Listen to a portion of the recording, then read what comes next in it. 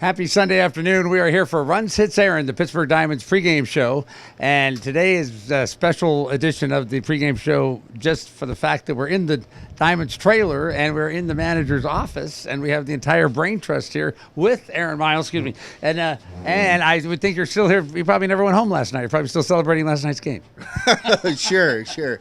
Well, we do have a coffee maker, but there's the refrigerator has yet to be delivered, so we go home at night. Sometimes we stay a little bit late here to talk about what's going on, but usually if you're a player and you're in this room, it could either be bad or good. You're either getting a jersey or I'm taking it from you. And fortunately, we don't have jerseys for you to take. But so last night's game was special. At least the Diamonds seemed to put it all together.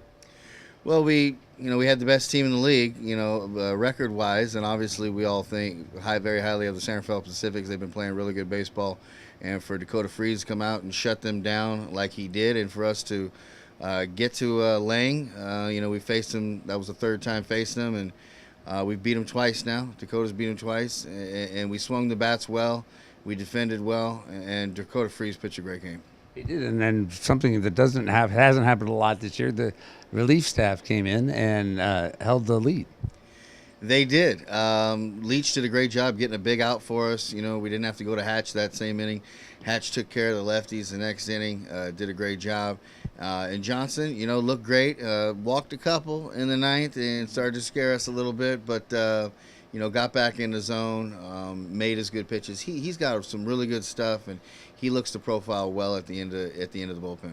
It is something to be said for the fact that also two of the biggest bats are missing from the Diamonds lineup, Joel Carranza and Rafael Valera. What is an update on their health and when they might return?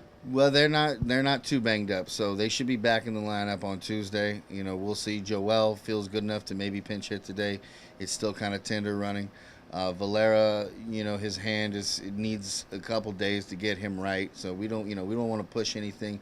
Those guys are two of the biggest bats, obviously, in the lineup, and the boys did a great job without those guys in the lineup yesterday. Wes Walls came through with a big homer. Bracamonte did his job, and Patty O'Donnell, came through with a big game yesterday too. So hopefully those guys can continue to take the place of those two big bats.